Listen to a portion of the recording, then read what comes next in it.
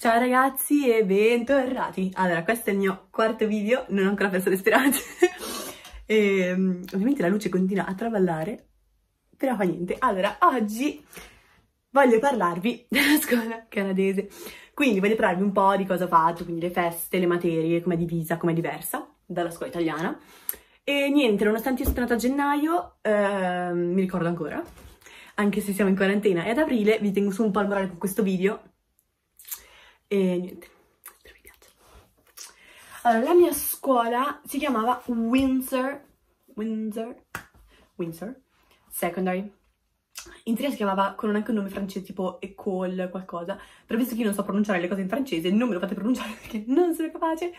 Comunque École voleva dire scuola. Allora, questa scuola era abbastanza lontana da casa mia, nel senso che io ci mettevo mezz'ora in bus e prendevo 2 bus al giorno, quindi nonostante la scuola iniziasse tardi, tipo alle 8:30, io mi svegliavo alle 6:45 per prendere i bus, ovviamente. Allora, vabbè, partendo dagli orari, che ovviamente completamente diversi dalla scuola italiana, io, che ero abituata a fare 5 ore e andare a casa all'1, andavo a casa tutti i giorni alle 3. Cosa assurda, ho sete, però la bottiglia è troppo lontana.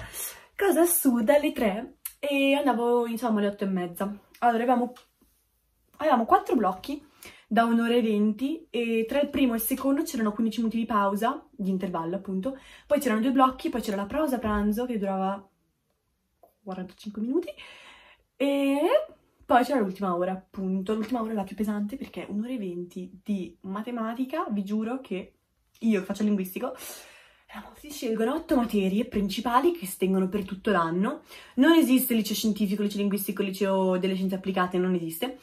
Esiste che tu vai il primo giorno di scuola, decidi le tue 8 materie che ti tieni per tutto l'anno. Per esempio io facevo storia dell'arte, spagnolo, facevo inglese, biologia e anatomia. Poi ho fatto matematica che si divide in 3, che è pre-calculus, che era quello che facevo io. Poi c'era calculus, che era un po' più difficile, e foundational, che era tipo una roba strana, non ho mai capita. L'ho fatta per tipo 2 settimane e ho detto no, grazie. E poi facevo PE, che è appunto ginnastica, e manca una.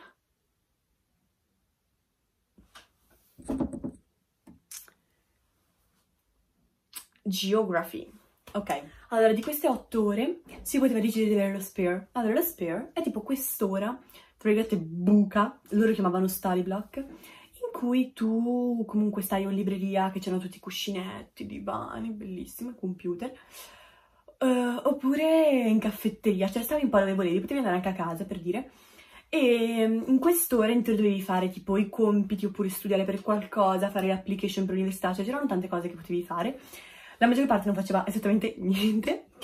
E a me l'ora di study block è stata tolta, c'ero praticamente l'unica del grade 12 che non aveva study block perché se no non avrei avuto lo spazio per fare scienze, una cosa del genere.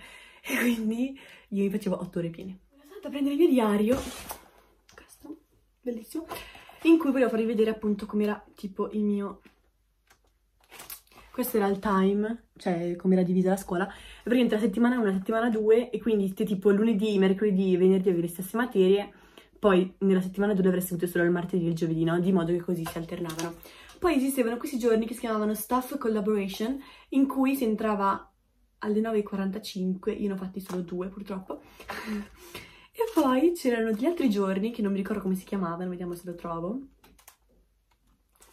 No. Beh, c'era questo giorno strano in cui loro stavano a casa da scuola. Ecco, il Pro D-Day si chiamava. E praticamente loro stavano a casa da scuola perché era come un giorno di relax. Allora, la scuola era divisa in 5 gradi. Andava dal grade 8 al grade 12. Il grade 12 era quello della graduation, che loro facevano già quest'anno, quelli della nostra, cioè quelli della mia età, del 2002, facevano già quest'anno. Quindi, come saprete, anche in America si fa così, no? Che si finisce un anno prima. Però in realtà non è che sia proprio un anno prima, perché alla fine loro, anche loro hanno 5 anni di liceo, è solo che la terza media si attacca al liceo e quindi loro fanno poi solo 4 anni. In realtà sono sempre 5, però cioè non li vediamo come 4. Io ero appunto in grade 12 e alcune materie le facevo anche col grade 11 perché per loro era normale magari mischiare le classi. E invece spagnolo, per esempio, io ero nella classe di grade 11 perché il grade 12 non esisteva, e c'erano quelli del grade 10, quindi c'erano i 2004, così. E non esiste tanto la primina, perché alla fine le classi, la maggior parte sono anche tante unite, cioè fanno corsi insieme. Allora, prima ovviamente di fare il video mi sono scritta alcune cose da dire, perché sennò il mio brain non funziona più. E c'erano questi luoghi comuni, chiamiamoli così, che erano tipo la CAF, che era la caffetteria dove si mangiava e si faceva l'intervallo, che un po' immaginatela come quella di High School Musical, no? Quindi c'erano i tavoloni rotondi, bellissima. Poi c'erano le palestre, erano due, una grande per fare pallavolo e basket e una più piccola dove si faceva ginnastica artistica. All'esterno c'era il campo di football, bellissimo, campo di football con il campo di calcio anche all'interno e la pista attorno di atletica. Infatti c'era cross country, che era uno sport che era simile alla nostra atletica. Poi c'era questo boschetto lì vicino, molto carino, in cui si faceva anche lì cross country. E poi sotto, dietro nascosto, c'era una specie di capannone gigante dove facevano gli allenamenti di football. Allora, argomento feste. Allora, di solito normalmente si fa l'homecoming, due specie di cene durante l'anno e poi la graduation, che è il prom di fine anno in cui c'è la cena con i genitori, in cui sono quei vestiti bellissimi, tutti pieni di brillantini, che voi vedete sempre, che le ragazze sognano sicuramente, che è proprio il classico prom americano, come dire. Allora, l'homecoming io non l'ho fatto perché la mia scuola non l'aveva. Poi ho fatto il winter semi-formal, che l'ho fatto il 16 gennaio, che è stata appunto l'ultima festa bellissima che ho fatto con i miei amici. E abbiamo fatto la cena con i prof, quindi con questi vestitini tutti carini, ovviamente era corto, il dress code, e i maschi tutti vestiti in giacca e cravatta, cioè spettacolo, cambiavano da così a così, dalla tuta alla cravatta, però vabbè. E poi c'era questo after party, mi è piaciuto un sacco, in cui c'era la musica, le luci, così abbiamo ballato un casino e mi sono veramente divertita. Poi la graduation ovviamente non l'ho fatta, mi sarebbe piaciuto tornare là a Vancouver per la graduation con i miei amici, però con questa storia del coronavirus sarà un po' impossibile. Ok, l'ultima cosa della scuola sono gli sport. Allora, loro sono molto sportivi, non fanno sport come noi, che lo fanno tipo in un'altra società o che dopo scuola vanno e fanno sport, ma lo fanno proprio all'interno della scuola.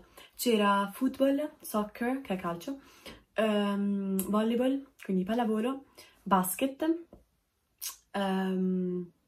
cross country, che era appunto atletica, e poi c'era tipo rugby femminile, cose del genere. Questi sport la maggior parte erano tutti femminili e maschili, però.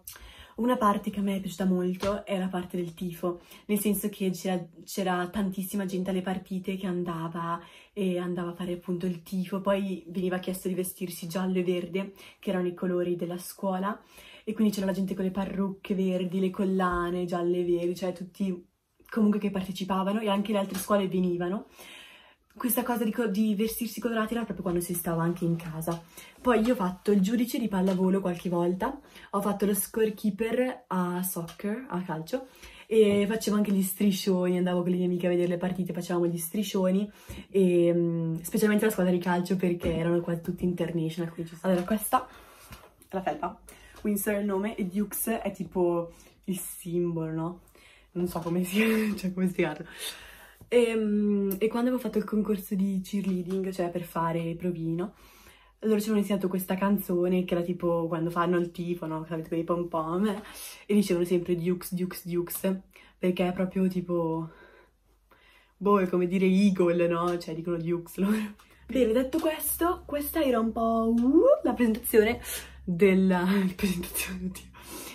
la spiegazione della scuola canadese. Quindi niente, se vi è piaciuto il video ovviamente mettetemi like qua sotto, ho imparato a farlo, e niente, ci vediamo nel prossimo video, ciao ragazzi.